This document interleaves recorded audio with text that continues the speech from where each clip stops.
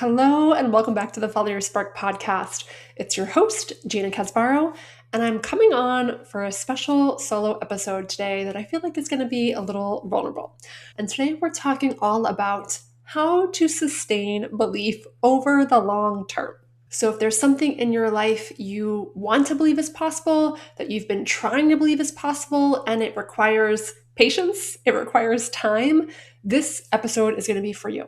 Because one thing I've realized when it comes to belief is that belief is a continuous practice. It's not just a one and done thing that all of a sudden today you believe and then you believe forever. Belief is often something that is challenged, that you're confronted by disbelief, that can ebb and flow. So if you've ever struggled to believe in something consistently, we're going to dive into what can help you do that. All right, you ready? Let's dive in. Okay, so if you've been listening to the podcast over the past couple months, you might have heard me talk about what belief I had been working on cultivating and practicing for the last 3 months. Because at the beginning of this quarter, back in April, I honed in on what do I want to believe about my and life right now? And when I say my and life, it was about how all the things I wanted to include in my life. So this quarter, what I wanted to believe was that I could welcome in 6 new coaching clients. I would be able to find an aligned roommate to move into my home, and that I could create and facilitate a dance event like nothing I had ever done before called Connect. And I wanted to believe that all of these things were possible. They were possible to do at the same time. And it was possible that they could all support each other instead of detract from each other. Because at the beginning of the quarter, there were definitely thoughts in my brain of like, oh my gosh, this is too much. This feels overwhelming. So I really spent the last 3 months building the belief of why this was possible and why, like I said, these things could all go together. So I want to share with you what came up for me on this journey the past 3 months. So the first thing I've found that can really help you build, sustain, and cultivate belief over the long term is your why. Now, I've talked about this many times before, and I wanted to share something new that I discovered that's just felt like a deep epiphany these past couple weeks, really this last week. Because when it comes to my business, when it comes to the work I'm doing with Connect, with Sparkle Space, with my dance community, I do feel deeply compelled by my why. And I've talked about this many times of like when you're facing challenges, when you're facing obstacles, when the shit hits the fan and nothing is going according to plan, if you do not have a strong why, it's going to be very easy to just be like, well, I tried. I should just quit while I'm ahead, whatever it is that the brain's going to tell you, because it's much easier to do that than to keep going forward. So what came up for me in this journey, these past 3 months, the epiphany came from watching Lidia Poet. So if you are not familiar with Lidia Poet, it is a show on Netflix about the first female lawyer in Italy. And if you don't know this about me, I'm Italian. And watching this, so what most people probably also don't know about me, because I don't know if I've ever told this story on the podcast, is that, well, let me back up. Lidia Poet, this show, is about this woman who in the 1800s became a lawyer and was accepted into, the lawyer association or whatever of Italy, and then was quickly like disbanded because, no women could be lawyers. So she spent her time and her life working with her brother, who was also a lawyer, and fighting for women, fighting for children, fighting for her right to be a lawyer, and really pushing up against all of these constraints of what she was told was possible or appropriate. And she spent her life dedicated to this year after year after year after year after year. And she represented so many women. And this is going to be a teaser or like a spoiler alert. I'm sorry if you're watching this. I'll see if I can say it in a way that's like doesn't give it all away. But basically, in season 2, she is defending a woman who murdered her husband because her husband was abusive and tried to kill her. So she, in self-defense, ended up killing her husband. So Lidia Poet and her brother were defending these people. And this woman was on trial and was threatened with the death penalty. So the way this relates to me and my why and the epiphany that I had is that my great grandmother was first generation Italian. And when they came from Italy, how do I say this? My great grandmother was first generation Italian and moved from Italy to New York. And there was, many people from the families and close families from Italy in the same neighborhood. And there was another woman, young woman, who was coming from Italy and who was promised to this other family to marry this man from this other family. And she was told that, he was a wonderful man and his family was fabulous and blah, blah, blah. So she comes from Italy to the United States to marry this man. And when she gets here, she discovers that he is not a wonderful person and his family is not who she was promised that they would be. And she doesn't actually want to marry him. So my great grandmother told her, listen, you don't have to marry him. And she was just like, what do you mean? And she was just like, yeah, you don't have to marry him. And she empowered this woman to make a choice for herself and not marry him. And because my great grandmother did that, that family starts threatening her and following her around and all of these things. And at one point, she was followed by them in an alley and being attacked by them. And in self-defense, she ended up killing the father of this family and went on trial and was also being charged with the death penalty and would have been the first woman in New York to have been charged with the death penalty. So watching Lidia Poet and seeing this story at the end just cracked something open in me. And my great grandmother was acquitted and found innocent and did not get the death penalty. And thank God, if she hadn't, I probably would not be alive. My grandmother, my mother, I'm sure that whole line of history would be completely different.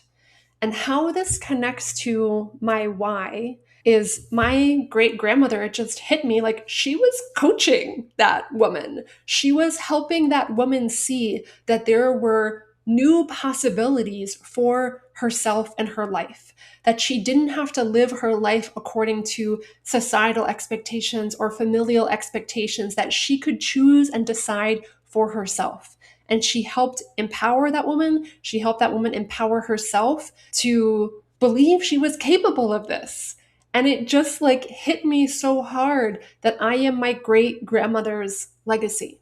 And when I think about my grandmother, the daughter of my great grandmother Philomena, my grandmother was also an incredible woman, and she was an artist and a musician and an opera singer and a gatherer of humans and just this incredible, creative, passionate being who followed her spark and did all of these beautiful, incredible things. So I just saw so deeply all these seeds that have been planted in my heart, in my soul, in my body, in my spirit, through these two women. And my mother. My mother is an incredible artist and also follows her spark and is just such a huge inspiration to me. So I'm now this fourth generation that I can see so clearly. So when I think about my why, it's connecting to something so deep that it just has this profound power to compel you forward.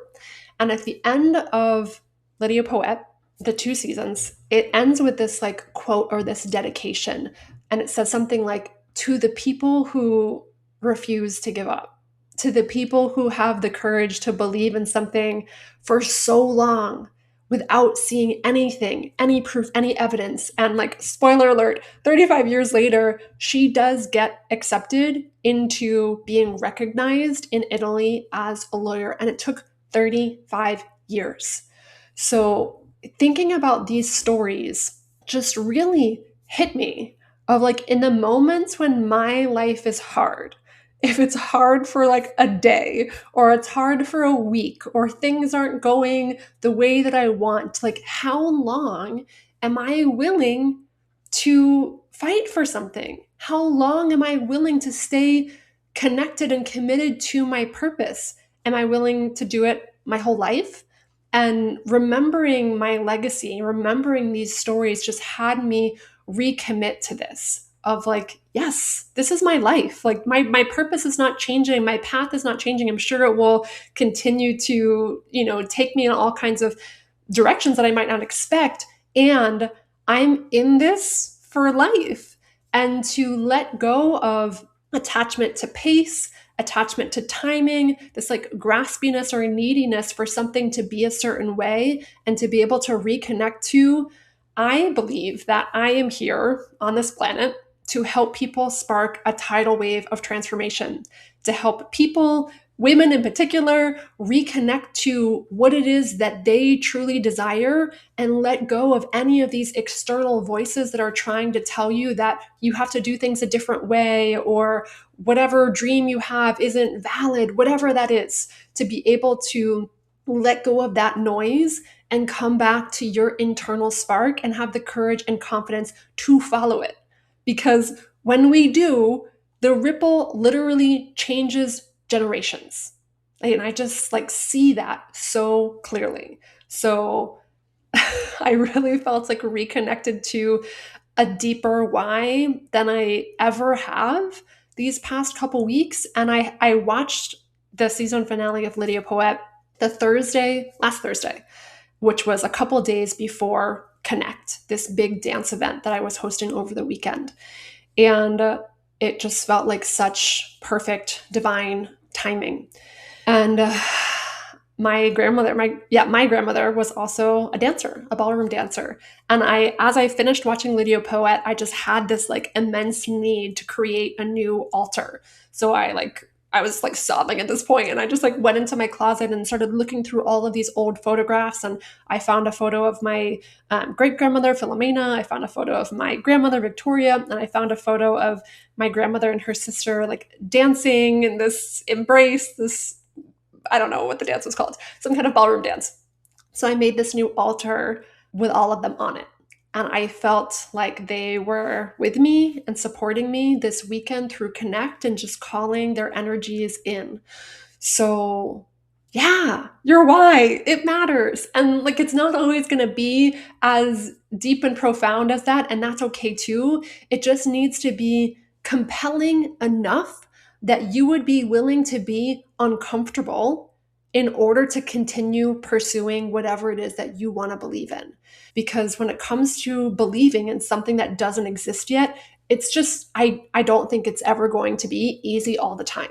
I think that there's going to be things that you're confronted with, things that you're challenged by, because if you haven't created it yet, it's inviting you to become someone new, to become the person who can create that, because you are obviously capable. It's just, it takes something for you to become that person.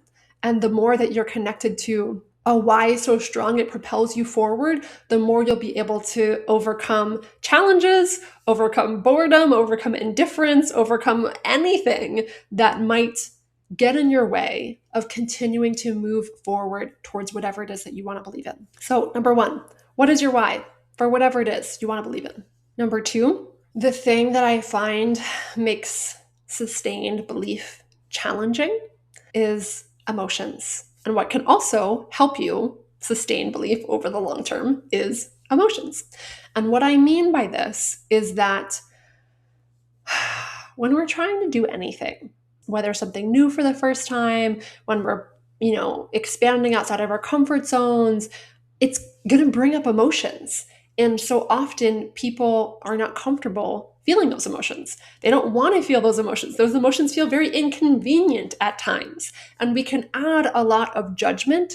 We can add a lot of shame, a lot of pressure, all kinds of things on top of those emotions. So when we're trying to do something big, when we're trying to believe in something, when things aren't going according to plan, and we don't give ourselves space to feel our feelings, that makes things a lot more challenging. It makes creative problem solving more challenging. It makes belief more challenging. It makes everything harder. And again, I've talked about emotions many times. And what I want to say this time in terms of emotions that I've been realizing in my own journey this past 3 months. And I picked up this book, Letting Go by David R. Hawkins. And what I'll say too is like in the past 3 months, there's so many intuitive nudges and insights and breadcrumbs that have supported me on this path. Lidia Poet was one of them. My plans that day went completely differently than I expected, and I wasn't expecting to have time to do anything. And I ended up watching that show. And then, like I said, this book, Letting Go, I picked up, I haven't read in months. And it's really goes deep into the power of emotions and the power of feeling your feelings. And it also talks about when there's a problem you're trying to solve and you're feeling challenged trying to solve it, the mind is like racing, trying to solve this problem.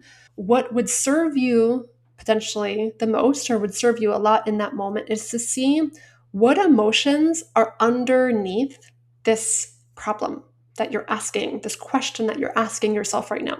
So for me, in terms of this and life that I was living into these past 3 months, I've made a lot of progress on a lot of things, and there are still some ways to go in others.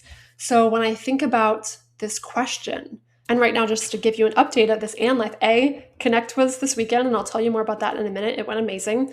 I have found a new roommate. She moved in a few weeks ago. And when it came to growing my business and welcoming in 6 new clients, I've welcomed in 3 new clients in the past 2 months. So 3 more that I'm calling in the next 2 weeks.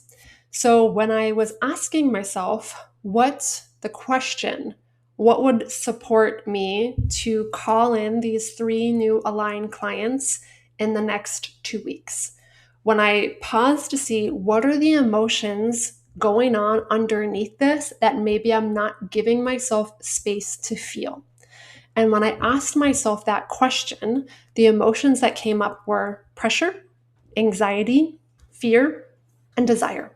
So giving myself space to actually feel this is so important, because the past few weeks, especially as the time, the frame that I said is getting closer, I feel these things inside of me. And on one hand, I feel like I've been trying to give myself space to feel them. I'll go to the tree in the park and just let myself feel these feelings.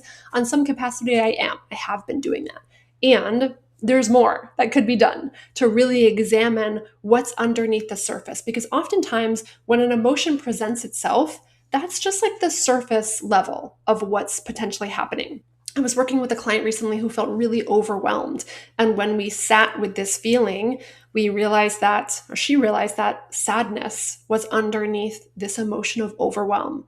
So when we really sit with these emotions and these feelings and give ourselves space to feel them without judgment, without needing them to be different, without shaming ourselves for having these feelings, we start letting go of this energy layer by layer, and it can begin to dissipate and have less of a hold on us than it did before. And I find so often many clients, when I ask, okay, are you open to feeling your feelings right now? There's a fear of, what if I drown in this emotion? What if I can't get out of this emotion? And what often happens is the opposite. And being able to let these things move through us and to breathe with them, let them come to the surface, because they're there in one way, shape, or form. So when we are able to acknowledge them, that's when they so often have the capacity to release and pass. So if there's something that you want to believe in and you're starting to feel worked up about it, or it feels challenging, maybe there's a question okay, how can I create this? Or how can I do that? If there's a question that you're trying to ask yourself that you want to believe in, ask yourself, what emotions are present underneath the surface? Is there anything that you're suppressing? Is there anything that you're resisting?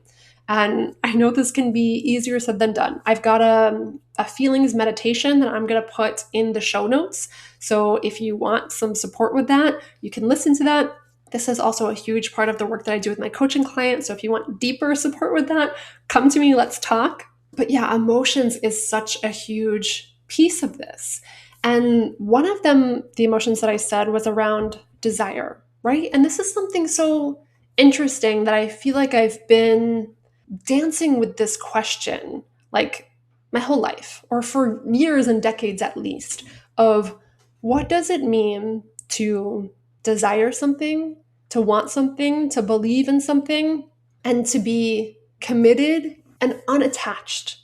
Because one thing I know is that if we're grasping onto something, if we need something in order to feel happy, in order to feel validated, in order to feel enough, in order to feel satisfied, we're always going to be chasing some external carrot. So just being present to of like, okay, I feel desire coming up in me. I feel attachment coming up in me. I feel pressure coming up in me. I feel all of these feelings. And the more I can breathe with them, be with them, acknowledge them without judgment, and let them go, I find that's when I'm able to come back to my why.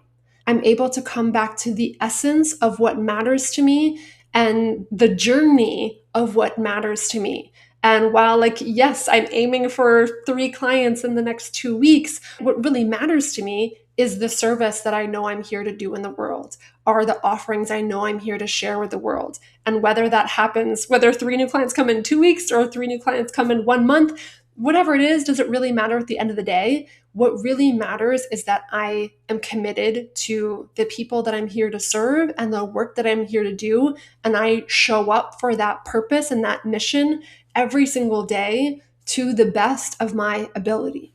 And that's what has helped me really come back to the essence of what matters and letting myself be internally driven instead of externally driven, thinking about who I'm here to serve instead of what I want to get.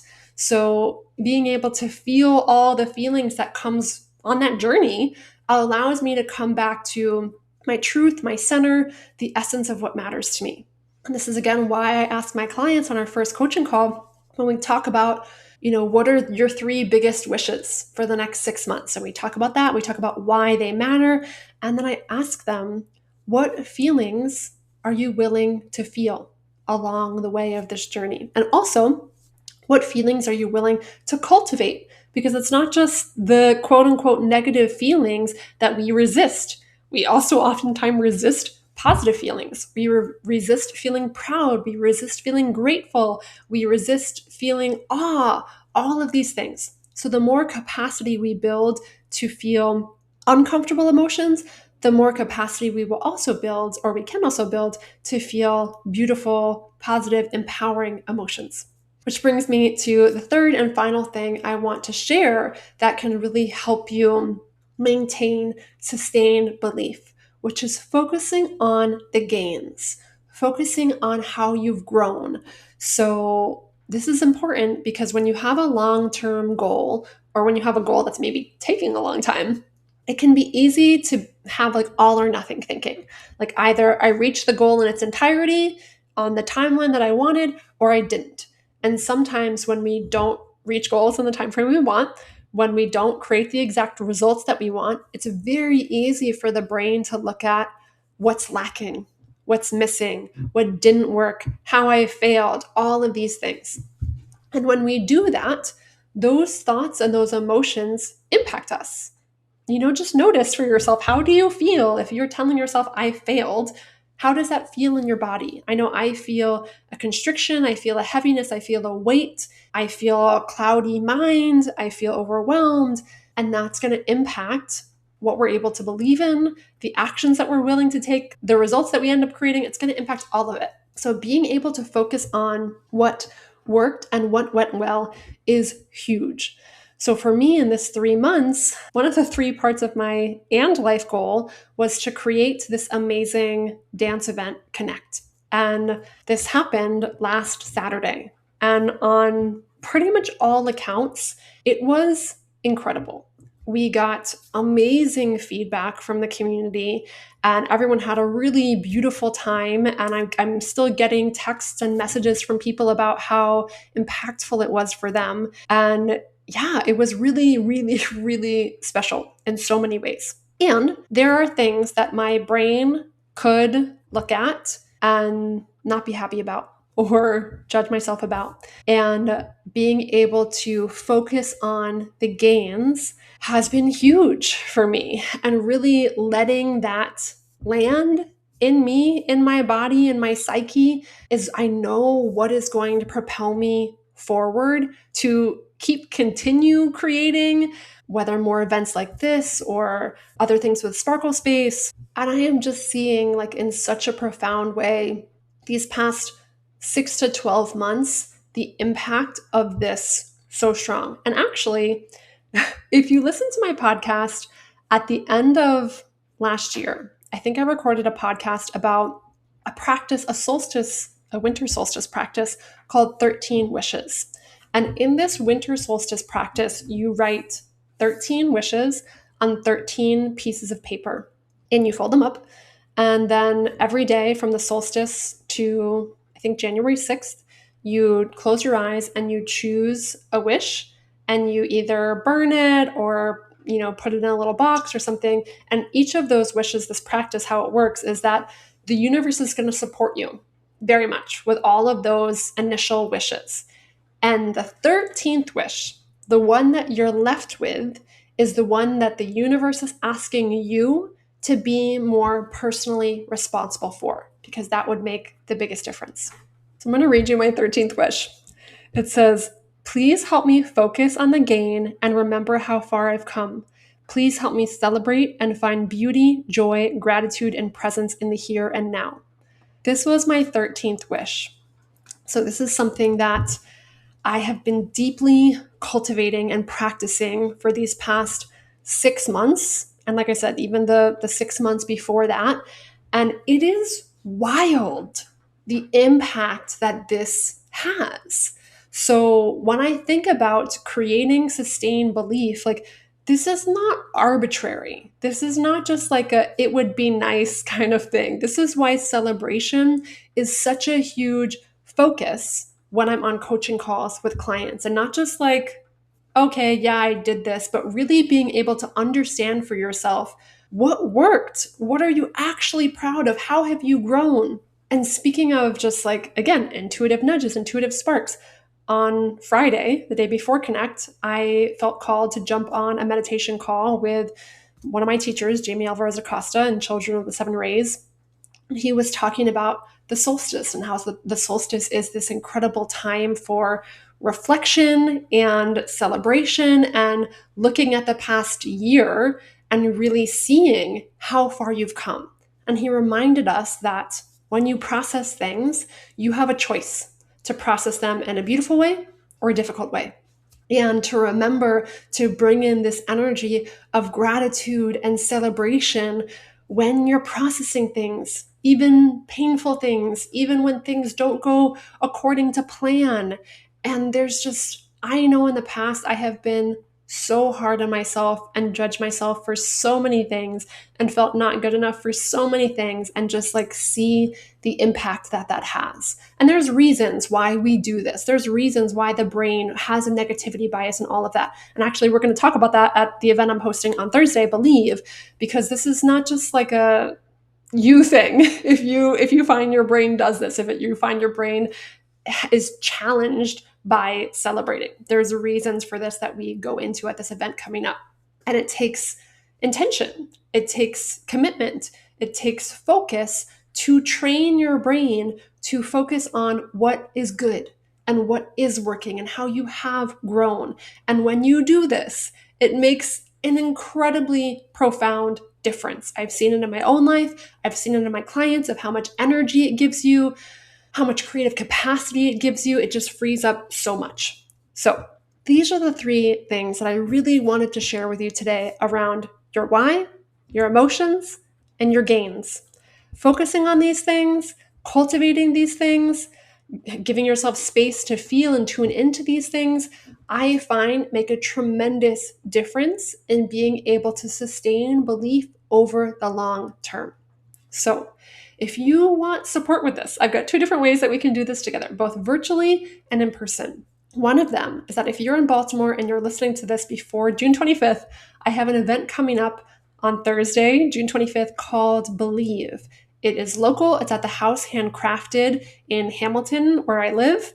And it's at this incredible shop full of really magical, beautiful, delightful things. And we're going to talk all about what you want to believe is possible and what makes believing in that thing feel hard sometimes and what can actually help you do that in an embodied, tangible way. And I just remembered another story I wanted to tell you that's related to this. So for Connect, I kept getting messages leading up to Connect that I needed to trust the process and be agile, and that if things don't go according to plan, to just roll with the punches. And one way this showed up is I was making sourdough, and I told this story on my Instagram recently, but I was making sourdough like the week before, and I didn't have the same equipment as I normally use, so I was flustered, and I messed things up, and I poured way too much salt in, and then I couldn't figure out how much flour to put in. It was this whole thing, and I just felt myself getting so stressed and so worked up, and I was just okay, what is the lesson in this right now? And I realized that, okay, this feels like a message again to roll with the punches, and that when things don't go according to plan, then I can take a deep breath and I can trust myself to figure it out. So as I took a deep breath and asked myself, okay, how could I navigate this? What could I do? And slowly started to problem solve this and make the bread anyways. I was pouring this infusion, this intention into the bread. May this bread support me in being agile. May this bread support me in being calm when things don't go according to plan. And I make this bread, and I was eating this bread for the whole week leading up to Connect. So how this relates to Connect. I had a feeling leading up to Connect, I was really worried about the speakers. And I just had this feeling of I hadn't set up the speakers before, and I just really wanted the speakers to work and be good and seamless. So the Friday before Connect, I go to the church, I go to the location, the venue that we're hosting it at. I set up all the speakers with the person that I'm borrowing his speakers. Everything works. Everything's great. Excellent. It's all set up. Saturday, the next day is the day of the event. We get there early. We set up. Everything is great. People are arriving. The speakers are working excellent. Everything is great. And then we have our opening circle. And then when it comes time to start playing the music, the speakers don't work.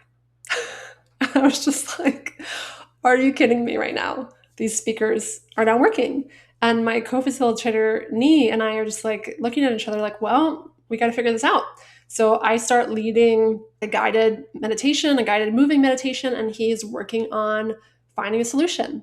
And he was able to grab another smaller speaker that we were able to use for the guided, facilitated part of the experience. And I was just thank God that I had this experience with the sourdough, that I had so many intuitive messages about this ahead of time, and that I was able to program this energetically in my body of remember, trust the process, remember to breathe, remember to be agile. So when that happened, that message was just reverberating through my body. And I just was to all the people there, I was well, this is life, right? And Connect was so much about what can get in the way of connection and what can help us build connection. And one thing that can get in the way of connection is when we're just overwhelmed and thinking about ourselves and stressed out and judging ourselves and all these things. So because I was able to not do that and just be present with people, we were able to make the most of it. And most people said they didn't even notice, it didn't even faze them. And then when it came to the second half of the experience, that was the free dance portion, I was I'm going to try the speakers one more time. And if they don't work, okay, I accept it. And if they do, great. So I tried the speakers one more time and they turn on miraculously. And we were able to have full on sound for the part of the experience that it mattered most. And I was just so grateful.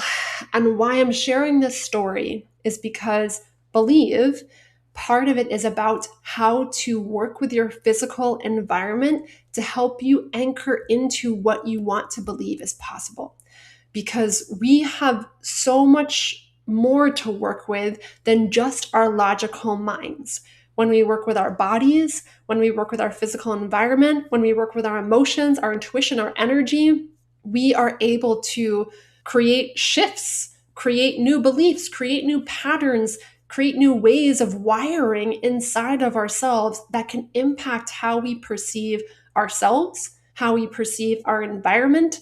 That is so powerful. So we're going to talk all about that at Believe. And you're also going to have an opportunity at the end of the event to shop the store and see if there is any object that helps you anchor in whatever it is that you want to believe is possible. So if you're listening to this, if this calls to you, I invite you to come and just see for yourself what this is all about. Give yourself the gift and the time and space to explore what it is that you want to believe in. So if you want to join us, go to ginakesbauer.com/believe. There's only a few spots left. So if you're hearing this, go grab it now if you want to come.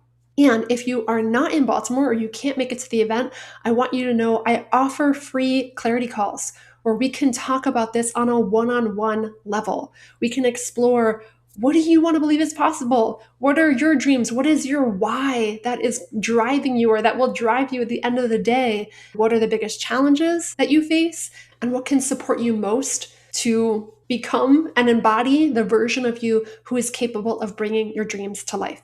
So if you want to talk one-on-one, go to ginakesbauer.com/clarity call to find a time that works for you.